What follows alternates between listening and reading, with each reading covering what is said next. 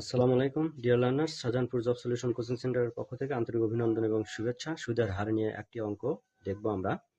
একই সুদে 500 টাকার 4 বছরের সুদ ও 600 টাকার 5 বছরের সুদ একত্রে 500 টাকা হলে সুদের হার কত? তো সুদের হার 10%, 8%, অর্থাৎ 10%, 8%, 12% না 6%? তো এ ধরনের অঙ্ক করার নিয়ম হচ্ছে, যেহেতু সুদের হার আছে অর্থাৎ আর পার্সেন্টেজ, আর এর সাথে পার্সেন্টেজ গুণন হবে।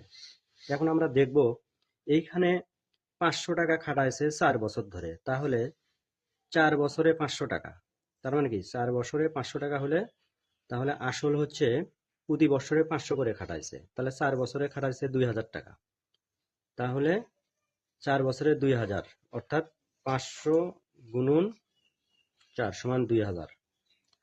আবার 600 টাকা 5 বছর খাটাইছে, তার মানে কি 600 গুণন 5 সমান 3000। তাহলে 2000 টাকা আর 3000 টাকা সমান 5000 টাকা, এটা হচ্ছে আসল, এই টাকাটা হচ্ছে আসল টাকা। তো এই অঙ্কের নিয়ম হচ্ছে, আর সুদ হচ্ছে একত্রে 500 টাকা সুদ হয়েছে।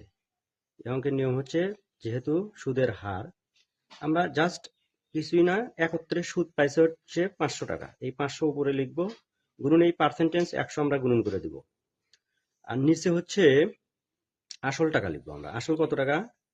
5000 টাকা। এখন আমরা কাটাকাটি করব।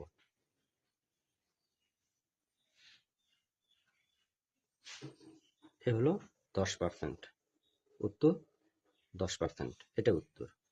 ধন্যবাদ সবাইকে, আসসালামু আলাইকুম।